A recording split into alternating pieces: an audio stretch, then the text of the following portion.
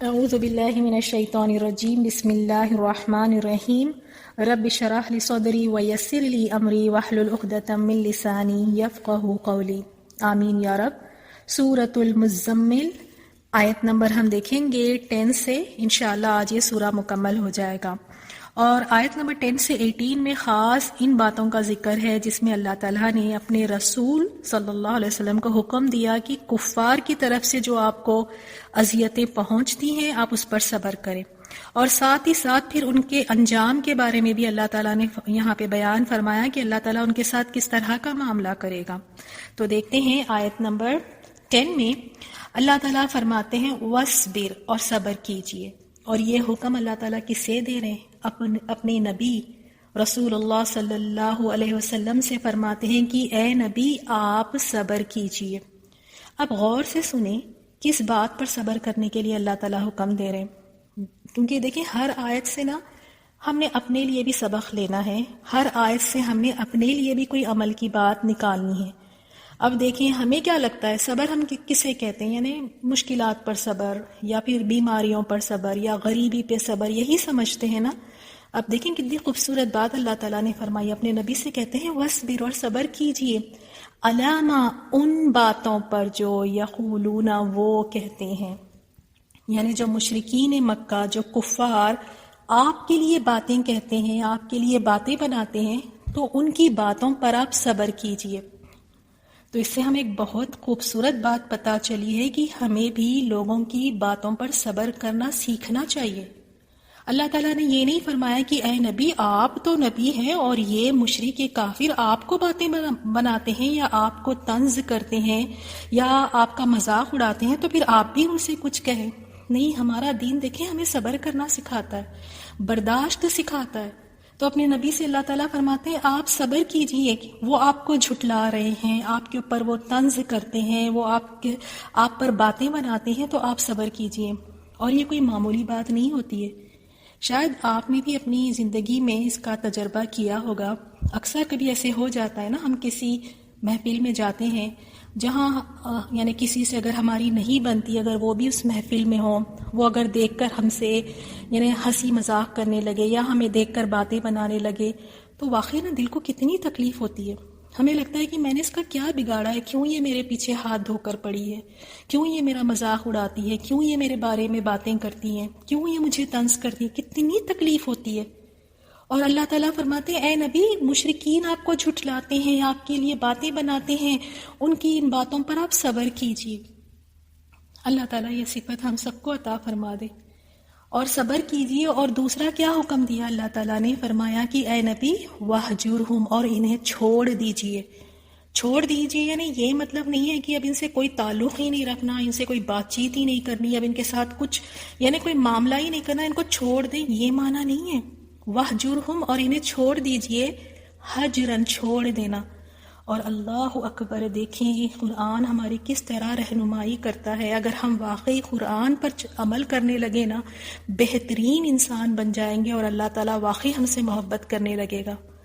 تو اپنے نبی سے کہتے ہیں کہ آپ انہیں چھوڑ دیں، اور کس طرح سے چھوڑنا ہے؟ جمیلاً، خوبصورت انداز میں، خوبصورت طریقے سے، اچھے طریقے سے ان کو چھوڑنا ہے۔ اچھے طریقے سے کس طرح چھوڑنا ہے؟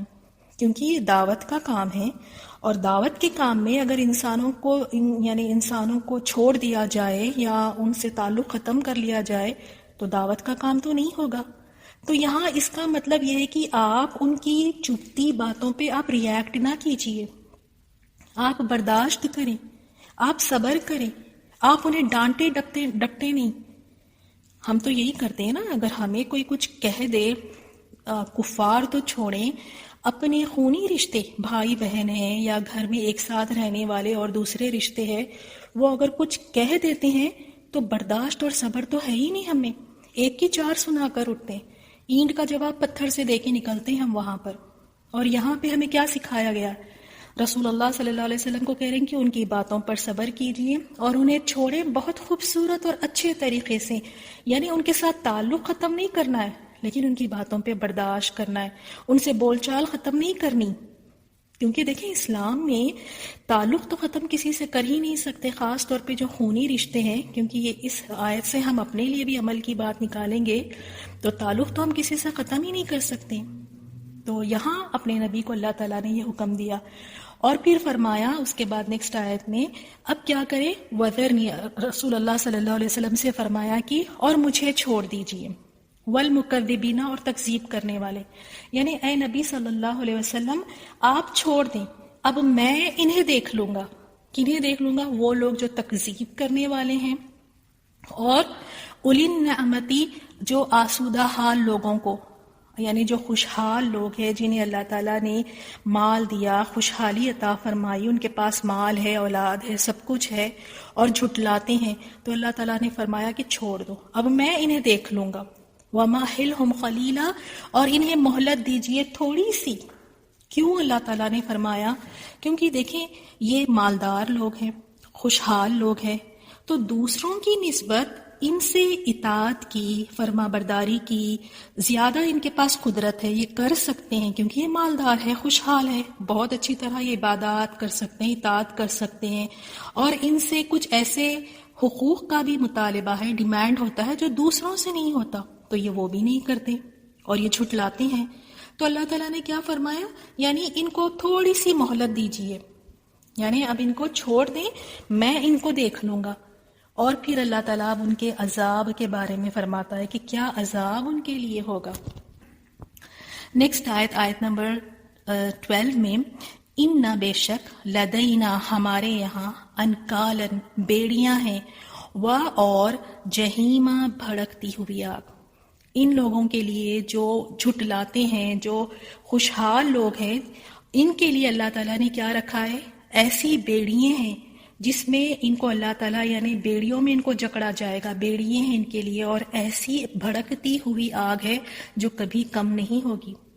اور ساتھ میں کھانے کا بھی ذکر آیا کہ ان کے لیے کھانا کیا ہے، کھانے کا انتظام، وطعام، اور طعام، کھانا، وغصۃ، گلے میں پھنس جانے والا، یعنی ایسا کھانا ہوگا نہ نگل سکیں گے نہ اگل سکیں گے، بس بالکل حلق میں اٹک جائے گا، نہ اندر جائے گا نہ باہر نکال سکیں گے، اور اٹکنے والا کھانا ان کو دیا جائے گا.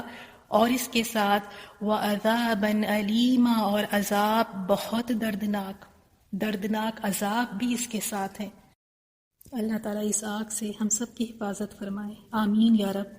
کھانا یعنی یہ جو زقوم کا درخت ہے، زقوم کا جو ہے وہ اس کو کہا گیا ہے، اور یہ ایسا ہوتا ہے کہ یہ کانٹے دار ہوتا ہے، کانٹے دار جھاڑی ہے جو سخت بدبودار اور زہریلی ہوتی ہے، یعنی دیکھنے میں بھی کانٹے دار، اور پھر اس کی اسمیل اگر آپ دیکھیں تو بدبودار اور زہریلی، اور پھر وہ بھوک اتنی شدید ہوگی نا، بھوک کی وجہ سے کھائیں گے بھی. اللہ یا رب العالمین، اللہ ہم سب کی حفاظت فرمائے. یعنی وہ کیا وقت ہوگا کہ انسان بدبودار چیز، اس کانٹے دار چیز کھانے کے لیے بھی تیار ہو جائے گا، یعنی بھوک کی شدت دیکھیں اس وقت پر. اللہ تعالیٰ ہم سب کو اپنا فرما بردار بنا دے تاکہ ہم اپنی زندگییں واقعی اللہ تعالیٰ کی رضا میں لگائیں، اللہ تعالیٰ کی عبادت میں ہم لگائیں. نمازیں ہم کتنی آسانی سے چھوڑ دیتے ہیں، حالانکہ آپ صلی اللہ علیہ وسلم نے فرمایا، صحیح مسلم کی حدیث ہے، آپ نے فرمایا مسلمان آدمی اور شرک یا کفر کے درمیان ترک نماز ہے. یعنی نماز کو ترک کر دینا، یہی تو یعنی اسلام اور شرک کے درمیان یہی تو چیز ہے. مسلمان آدمی اور شرک یا کفر کے درمیان نماز ہی تو ہے، اگر نماز چھوڑ دی تو پھر بچا کیا؟ اور اسی کے ساتھ اس کا انجام دیکھیں، جو انسان نماز نہیں پڑھتا اس کا یہاں پہ جو انجام بتایا گیا ہے وہ قیامت والے دن، اس روز اس کا انجام قارون، فرعون، حامان اور ابی بن خلف کے ساتھ ہوگا. اور یہاں اس دنیا میں دیکھیں، ہم ایسے کسی لوگوں کے ساتھ ہم اٹھنا بیٹھنا پسند نہیں کرتے جو اسٹیٹس میں ہم سے کم ہو یا رتبے میں ہم سے کم ہو. ہمیں ایسے لگتا ہے کہ جیسے ان کے ساتھ اٹھنا بیٹھنا پھرنا چلنا جیسے اس میں ہماری بے عزتی ہم سمجھتے ہیں، حالانکہ وہ ہماری طرح کے انسان ہی ہے، مسلمان ہی ہے پھر. اور کہاں جو لوگ اللہ کی یعنی جو نمازیں چھوڑ دیتے ہیں ان کا انجام قارون اور فرعون کے ساتھ کھڑے رہنا ہوگا.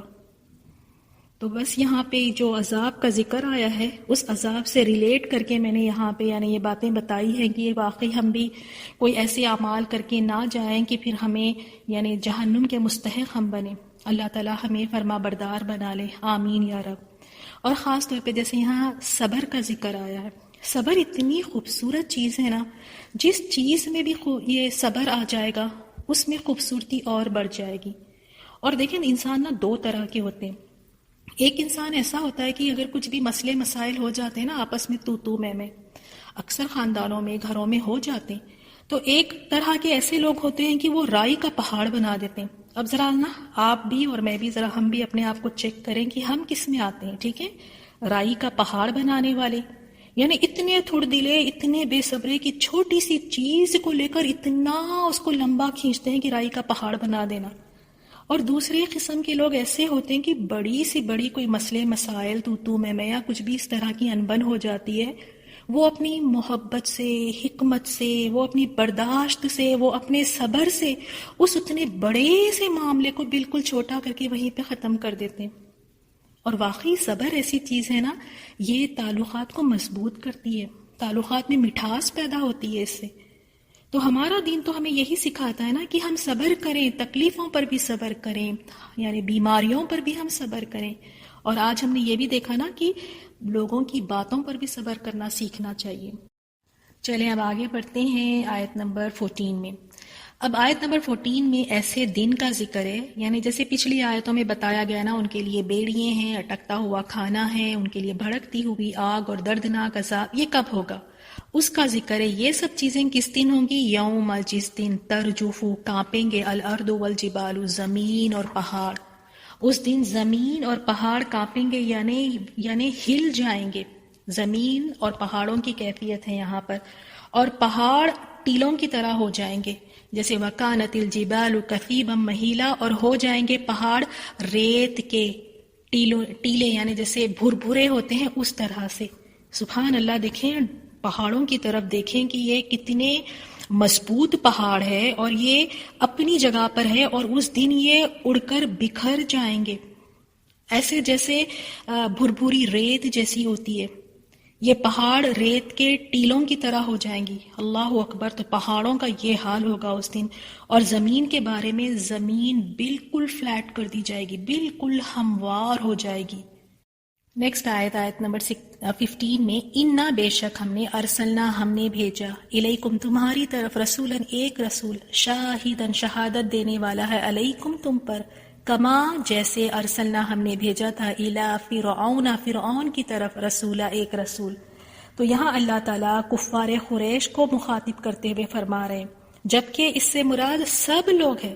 یعنی بے شک ہم نے تمہارے پاس ایک رسول بھیجا ہے، یعنی محمد صلی اللہ علیہ وسلم کو بھیجا ہے، جو تم پر گواہی دینے والا ہے، یعنی تمہارے اعمال کے بارے میں گواہ ہوگا، یعنی قیامت والے دن تمہارے اعمال کی گواہی دے گا. آیت نمبر 16 میں اللہ تعالیٰ جیسے اہل مکہ کو جیسے ایک وارننگ ہوتی ہے نا، اس طرح اللہ تعالیٰ فرماتے ہیں، فَعَصَىٰ فِرْعَوْنُ چنانچہ نافرمانی کی فرعون نے، الرسول اس کے رسول کی، فَأَخَذْنَاهُ تو ہم نے پکڑ لیا اسے، اخذن پکڑنا، وبیلا نہایت سخت. تو اللہ تعالیٰ کیا فرماتے ہیں کہ فرعون نے اس کے رسول کی نافرمانی کی تو ہم نے اسے سخت وبال کی پکڑ میں اسے پکڑ لیا. تو اب یہاں جیسے اللہ تعالیٰ فرماتے ہیں مشرکین مکہ سے، اہل مکہ سے، لہٰذا تم اس بات سے ڈرو کہ اس رسول کی تکذیب کرنے کی وجہ سے تم بھی کہیں اس طرح کے عذاب میں مبتلا نہ ہو جاؤ، جس طرح کے عذاب میں فرعون مبتلا ہوا تھا، کہ اللہ تعالیٰ نے اسے اس طرح پکڑا کہ پھر اسے کوئی نہیں بچا سکا. تو یہاں انہیں اس بات کے بارے میں بتایا جا رہا ہے کہ اگر تم نے نافرمانی کی، تم نے تکذیب کی، تو ذرا دیکھ لو فرعون کے ساتھ کیا ہوا تھا. اب آیت نمبر 17 میں اللہ تعالیٰ فرماتے ہیں اس دن کا ذکر ہے، فَكَيْفَ پھر کیسے، تَتَّقُونَ بچو گے تم، ان کفرتم اگر تم نے کفر کیا، یومن اس دن کے عذاب سے، یجعل اور وہ دن کیسا ہوگا کہ وہ کر دے گا، الولدان بچوں کو، بوڑھا. یعنی وہ دن تو ایسا ہوگا، پھر تم اس دن کے عذاب سے کیسے بچو گے اگر تم نے اس دن کا انکار کیا جو بچوں کو بوڑھا کر دے گا. یعنی وہ دن کی ہولناکیاں ایسی ہوں گی، اس دن کے جو چیزیں جو ہوں گی وہ دیکھ کر ایک بچہ بھی جو ہے وہ بوڑھا ہو جائے گا۔ اور تفسیر ابن کثیر میں ہے کہ یعنی یہ کس وقت ہوگا جب بچہ بوڑھا ہو جائے گا، یعنی اس دن کی جب وہ ہولناکیوں کی شدت کو اور مصیبتوں کو دیکھے گا، یہ اس وقت ہوگا جب اللہ تعالیٰ حضرت آدم علیہ السلام سے فرمائیں گے اٹھو اور آگ کا حصہ بھیجو۔ حضرت آدم علیہ السلام عرض کریں گے کتنی تعداد میں، یعنی کتنی؟ تو اللہ تعالیٰ فرمائے گا ہر 1000 میں سے 999 جہنم کی طرف اور 1 جنت کی طرف بھیج دو۔ اور تفسیر احسن البیان میں ہے کہ جب اس وقت پر حمل والی عورتوں کا حمل گر جائے گا اور بچے بوڑھے ہو جائیں گے، اور یہ بات صحابہ اکرام کو بہت ہی یعنی گرا گزری، اور ان کے چہرے اس وقت پہ ان کے چہروں کے رنگ ایک دم سے بدل گئے، وہ تو بہت ہی زیادہ خوفزدہ اور پریشان ہو گئے۔ تو رسول اللہ صلی اللہ علیہ وسلم نے فرمایا کہ قوم یاجوج و ماجوج میں سے یعنی 999 یاجوج و ماجوج کی قوم میں سے ہوں گے، اور تم میں سے ایک۔ اللہ تعالیٰ کی رحمت سے مجھے امید ہے کہ تمام جنتیوں میں سے آدھا تم ہی لوگ ہوں گے۔ تو واقعی یہ بات ایسی ہے نا کہ اس دن کی ہولناکیاں اس قدر ہوں گی کہ ایک بچہ جو ہے وہ بھی آپ دیکھیں کہ وہ بوڑھا ہو جائے گا۔ اور اس دنیا میں بھی ہم دیکھتے ہیں جو غریب لوگ ہوتے ہیں، کبھی آپ ان کی طرف دیکھیں، جو چھوٹے بچے ہوتے ہیں جن کے اوپر بہت ہی زیادہ جو بوجھ پڑ جاتا ہے نا کہ کما کے لے کر آنا ہے، چھوٹی عمر میں کما رہے ہیں، آپ ان کے چہروں کی طرف دیکھیں، وہ اپنی عمر سے زیادہ بڑے نظر آتے ہیں، کیونکہ وہ جو ان کی زندگی میں جو ان کے اوپر بیتتی ہیں وہ چیزیں ان کو نا عمر سے زیادہ پہلے ان کو بوڑھا کر دیتی ہے، بڑا کر دیتی ہے۔ اللہ تعالیٰ اس دن کی رسوائیوں سے ہم سب کو محفوظ رکھے، آمین۔ آیت نمبر 18 میں السماء آسمان منفطر پھٹ جائے گا بھی باوجہ اس کے کانا اور ہے وعدہ مفعولا اس کا وعدہ کیا ہوا۔ اللہ تعالیٰ فرماتے ہیں کہ جس دن آسمان پھٹ جائے گا اللہ تعالیٰ کا یہ وعدہ ہو کر رہنے والا ہے، یعنی اللہ تعالیٰ نے یہ جو وعدہ کیا ہے یہ وعدہ بالکل ہو کر رہے گا۔ جو کون سا وعدہ؟ یعنی موت کے بعد حساب کتاب کا، اور جنت اور دوزخ کا جو اللہ تعالیٰ نے وعدہ کیا ہے یہ یقیناً ہو کر رہے گا۔ پھر نیکسٹ آیت میں اللہ تعالیٰ فرماتے ہیں، اس میں واقعی ایک نصیحت ہے۔ اللہ تعالیٰ فرماتے ہیں اِنَّ بِلَا شُبْہَ ہَٰذِهِ، یہ یعنی اس قرآن میں، یہ قرآن تو تذکرہ نصیحت ہے، لیکن کس کے لیے؟ ہر کسی کے لیے نصیحت نہیں ہے۔ دیکھیں اللہ تعالیٰ کیا فرماتے ہیں، یہ قرآن نصیحت ہے، فمن لہٰذا جو شاء چاہے، اتخذا پکڑ لے، الی ربہ اپنے رب کی طرف، سبیلا راستہ۔ اللہ تعالیٰ کیا فرماتے ہیں کہ بے شک یہ نصیحت ہے، بس جو چاہے اپنے رب کی طرف راہ اختیار کر لے، یعنی چوائس انسان کے اوپر چھوڑ دی ہے نا، بتا دیا گیا ہے کہ اب جو انسان اس قرآن سے نصیحت لے گا، جو یعنی عقل مند لوگ ہوں گے نا وہی اس قرآن سے نصیحت حاصل کریں گے۔ آیت نمبر 20 میں اللہ تعالیٰ نے فرمایا ہے اِنَّ رَبَّكَ يَعْلَمُ، بے شک آپ کا پروردگار خوب جانتا ہے کہ آپ اور آپ کے ساتھ کے لوگ، یعنی آپ اور آپ کے صحابی، کبھی 2/3 رات کے قریب اور کبھی اس رات کا نصف اور کبھی اس کا تیسرا حصہ قیام کرتے ہیں۔ تو جب سورت کے آغاز میں نصف رات یا اس سے کم یا زیادہ قیام کا حکم دیا گیا تو رسول اللہ صلی اللہ علیہ وسلم اور آپ کے ساتھ صحابی کی ایک جماعت رات کو قیام کرتی، کبھی 2/3 سے کم، کبھی نصف رات اور کبھی 1/3 حصہ۔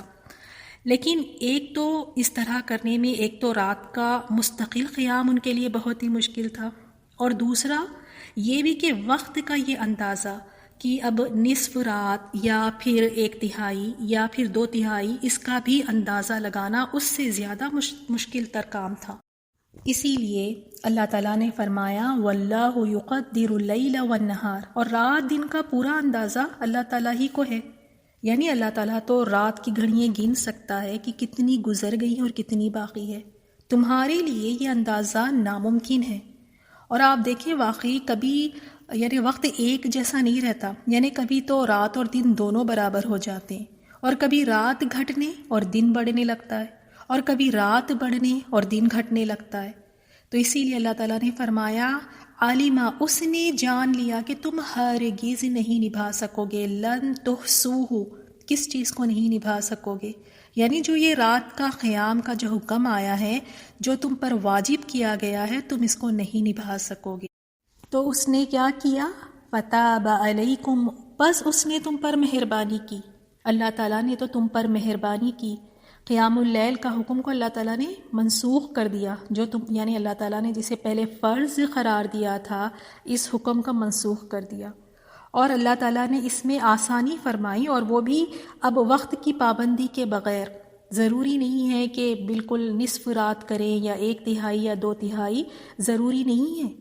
اگر تم تھوڑا سا وقت صرف کر کے 2 رکعت بھی پڑھ لو گے تو اللہ تعالیٰ کے یہاں قیام اللیل کے اجر کے مستحق قرار پاؤ گے۔ لیکن اگر کوئی شخص 8 رکعت تہجد کا اہتمام کرتا ہے، اور اسی طرح آپ صلی اللہ علیہ وسلم کا بھی معمول تھا، تو وہ یہ زیادہ بہتر ہوگا۔ اللہ تعالیٰ نے اس کی فرضیت ختم کر دی، اور اللہ تعالیٰ نے اتنی آسانی فرمائی۔ کیا فرماتے ہیں؟ فَقْرَؤُوا مَا تَيَسَّرَ مِنَ الْقُرْآنِ، پھر جتنا آسانی سے ہو سکے اتنا قرآن پڑھ لیا کرو۔ اور یہاں پہ قرآن سے مراد صلاح ہے، یعنی قیام اللیل میں کیونکہ قیام لمبا ہوتا ہے اور اس میں قرآن زیادہ پڑھا جاتا ہے، اسی لیے نماز تہجد کو ہی یہاں پہ قرآن سے تعبیر دیا گیا ہے۔ یعنی اب جتنا تمہارے لیے آسانی سے ہو، جتنی تمہارے لیے سہولت ہو، اتنی نماز تم پڑھ لو۔ اور اسی طرح تفسیر ابن کثیر میں ہے کہ یعنی اب وقت کی تو کوئی تحدید نہیں ہے، کوئی پابندی نہیں ہے وقت کی، لیکن رات کو جتنا آسانی سے ہو سکتا ہے قیام ضرور کرے۔ پھر اللہ تعالیٰ نے فرمایا اسے معلوم ہے ان سیکون منکم مرضی، کہ بلا شبہ ضرور تم میں سے کچھ بیمار ہوں گے، وآخرون یضربون فی الارض، اور کچھ دوسرے لوگ جو زمین میں سفر کریں گے، یبتغون من فضل اللہ، اور جو اللہ تعالیٰ کا فضل تلاش کریں گے، وآخرون یقاتلون فی سبیل اللہ، اور کچھ دوسرے کی وہ اللہ تعالیٰ کی راہ میں لڑیں گے۔ یعنی اللہ تعالیٰ نے جان لیا ہے کہ اس امت میں سے کچھ ایسے لوگ بھی ہوں گے جو رات کے قیام کو یعنی نہیں ادا کر سکیں گے، نہیں پڑھ سکیں گے، معذور ہوں گے، جیسے بیمار جنہیں رات کے قیام کی استطاعت نہیں ہوگی، ایک مسافر ہے جو تجارت کے لیے نکلا ہوا ہے اپنی روزی روٹی تلاش کرنے کے لیے، اور اسی طرح کچھ لوگ جو اس سے بھی زیادہ اہم کام یعنی جہاد فی سبیل اللہ میں مشغول ہوں گے۔ تو اسی لیے اللہ تعالیٰ نے کیا فرمایا کہ کیا کرو پھر؟ فَقْرَؤُوا مَا تَيَسَّرَ مِنْهُ، پھر جتنا آسانی سے ہو سکے اس قرآن سے پڑھو، یعنی جتنا آسانی سے ممکن ہو اتنا ہی قیام کرو۔ اور دیکھیں یہ جو تینوں حالتیں یہاں پہ بیان کی گئی ہیں، جیسے بیماری ہے، سفر ہے اور جہاد ہے، تو اللہ تعالیٰ نے پھر اس میں تخفیف کر دی، کیونکہ یہ تینوں حالتوں میں یہ نہایت مشکل کام ہے۔ تو اب اللہ تعالیٰ نے کیا حکم دیا کہ جتنی آسانی سے ممکن ہو اتنا ہی قیام کرو۔ اب پھر اللہ تعالیٰ فرماتے ہیں وَأَقِيمُوا الصَّلَاةَ وَآتُوا الزَّكَاةَ، اور تم نماز پڑھتے رہو اور زکوٰۃ ادا کرتے رہو، یعنی جو فرض ہے، فرض وہ واجب نماز اور زکوٰۃ ادا کرتے رہو۔ پھر اس کے بعد اللہ تعالیٰ نے صدقے کا حکم دیا، یعنی صدقہ و نیکی کا حکم اس میں ہے، وَأَقْرِضُوا اللَّهَ قَرْضًا حَسَنًا، اور تم اللہ تعالیٰ کو قرض حسنہ دو، یعنی صدقات ہے، وہ خیرات ہے، وہ اللہ تعالیٰ اس کا بھرپور پھر تمہیں اس کا پورا پورا اجر عطا فرمائے گا، یعنی 700 گنا، بلکہ اس سے بھی کہیں زیادہ۔ اب دیکھیں اللہ تعالیٰ فرماتے ہیں کہ وَمَا تُقَدِّمُوا لِأَنفُسِكُم مِّن خَيْرٍ، اور جو نیک عمل تم اپنی نفسوں کے لیے آگے بھیجو گے، جو بھی تم نیک کام کرو گے، اب جو بھی تم اپنے خود کے لیے، اپنے خود کے نفسوں کے لیے تم جب آگے بھیجو گے اسے، تو اللہ تعالیٰ فرماتے ہیں کہ تم اسے پا لو گے، تجدوہ عند اللہ، اس کو اللہ تعالیٰ کے یہاں بہتر اور صلہ میں کہیں زیادہ پاؤ گے۔ عند اللہ ہوا خیر، یہ بہتر بھی ہے، وَأَعْظَمَ أَجْرًا، اور اس میں اجر بھی بہت زیادہ ہے۔ پھر اللہ تعالیٰ نے فرمایا وَاسْتَغْفِرُوا اللَّهَ، اور اللہ تعالیٰ سے بخشش مانگتے رہو، ان اللہ غفور الرحیم، بے شک اللہ تعالیٰ بےحد بخشنے والا اور نہایت رحم والا ہے۔ یعنی اپنی تمام کام میں، تمام امور میں، تمام معاملات میں اللہ تعالیٰ کا ذکر اور استغفار کثرت سے کرتے رہو۔ کیونکہ جو اس کی مغفرت طلب کرے وہ اس کے لیے بہت زیادہ بخشنے والا اور نہایت رحم کرنے والا ہے۔ الحمدللہ اس سورہ کی تفسیر کو ہم نے مکمل کیا ہے، اور اس میں ہم نے دیکھا اللہ سبحانہ و تعالیٰ نے اپنے پیارے نبی کو اتنے پیارے پیارے احکامات دیے ہیں، اور ہم نے بھی کوشش کرنا ہے کہ ہم بھی اس پر عمل کریں۔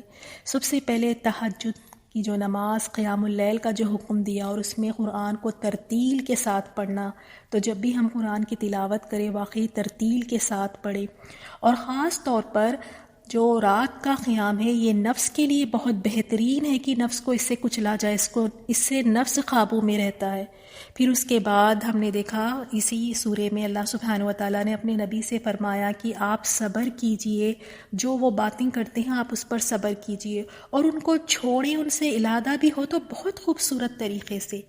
تو یہ چیز بھی ہم نے اپنی زندگیوں میں شامل کرنا ہے کہ لوگوں کی جو باتیں ہیں ان کو اتنا دل سے نہیں لگانا، صبر کرنا لوگوں کی چپتی باتوں پر، کیونکہ اگر ہمارا سارا فوکس ان کی باتوں کی طرف ہوگا تو ہم اسی کے بارے میں سوچیں گے۔ اگر ہمارا ذہن اسی طرف لگا رہے گا تو آپ دیکھیں کہ نہ عبادتیں ہم ڈھنگ سے کر سکیں گے، نہ ہی ہمارا دل صاف رہے گا۔ تو صبر کر لینا چاہیے، اور اگر علادہ ہو رہے چھوڑ بھی رہے تو خوبصورت اور بہتر طریقے سے چھوڑنا چاہیے۔ اور اس میں اللہ تعالیٰ نے کیا حکم دیا کہ اللہ تعالیٰ کو ہی وکیل بنائے۔ ہر کاموں میں ہمیں بھی چاہیے کہ اللہ تعالیٰ کو اپنا وکیل بنائے، کارساز بنائے، اور جب کوئی عبادت کر رہے ہیں تو کس طرح کرنا ہے کہ ہر چیز سے کٹ آف ہو کر ایک سوئی کے ساتھ اللہ تعالیٰ کی عبادت کرنا ہے۔ یہ نہیں کہ عبادت نماز بھی ہو رہی ہے، قرآن کی تلاوت بھی ہو رہی ہے، ساتھ ساتھ میں دوسرے کام چل رہے ہیں، ساتھ ساتھ میں ذہن کہیں اور دوڑ بھاگ رہا ہے، اس طرح نہیں۔ یعنی جب عبادت کرے تو پوری توجہ کے ساتھ، پورے خشوع کے ساتھ، پورے اخلاص کے ساتھ اللہ تعالیٰ کی عبادت کی جائے۔ تو بہت ہی پیارا سورہ تھا، اور اس میں ہمارے لیے بہت زیادہ عمل کی باتیں بھی تھی۔ اللہ تعالیٰ ہم سب کو واقعی توفیق دے کہ ہم تہجد گزار بن سکیں، ہم واقعی قرآن کو بہت ہی خوبصورت اور بہترین طریقے سے ترتیل کے ساتھ پڑھیں کہ واقعی اللہ تعالیٰ بھی سن کر ہماری قرآن کی تلاوت کو خوش ہو اور اللہ تعالیٰ ہم سے راضی ہو۔ تو ہم یہی دعا کرتے ہیں کہ جو کچھ ہم نے سیکھا ہے اللہ تعالیٰ اس کو قبول فرمائے، ہمیں عمل کی توفیق عطا فرمائے، آمین یا رب۔ اور اس میں جو بھی غلطیاں ہوئی اللہ تعالیٰ اسے درگزر فرمائے، اللہ تعالیٰ اسے معاف فرمائے، آمین۔ جزاکم اللہ خیرا۔ السلام علیکم ورحمۃ اللہ وبرکاتہ۔ سبحانک اللہم وبحمدک، نشہد ان لا الہ الا انت، نستغفرک ونتوب الیک۔ السلام علیکم ورحمۃ اللہ وبرکاتہ۔ واصبر على ما يقولون واهجرهم هجرا جميلا وذرني والمكذبين أولي النعمة ومهلهم قليلا إن لدينا أنكالا وجحيما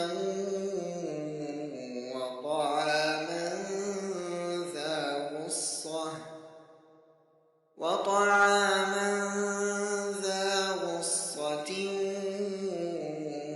وعذابا أليما يوم ترجف الأرض والجبال وكانت الجبال كثيبا مهيلا إنا أرسلنا إليكم رسولا شاهدا عليكم كما أرسلنا إلى فرعون رسولا فعصى فرعون الرسول فأخذناه أخذا وبيلا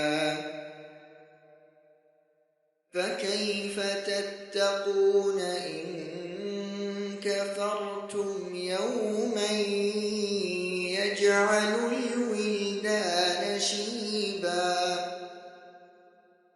السماء منفطر به كان وعده مفعولا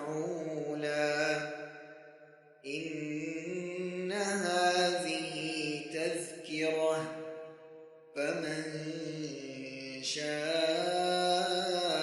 اتخذ إلى ربه سبيلا إن ربك يعلم أنك تقوم أدنى من ثلثي الليل ونصفه وثلثه وطائفة من الذين معك والله يقدر الليل والنهار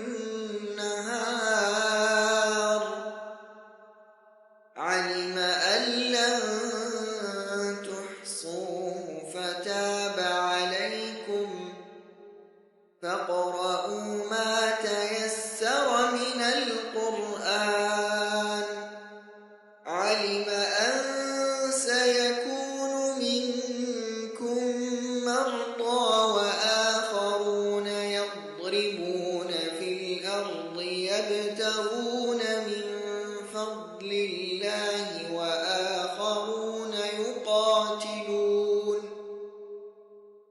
وآخرون يقاتلون في سبيل الله فاقرؤوا ما تيسر منه وأقيموا الصلاة وآتوا الزكاة وأقرضوا الله قرضا حسنا وما تقدموا لأنفسكم من خير تجدوه عند الله هو خيرا وأعظم أجرا واستغفروا الله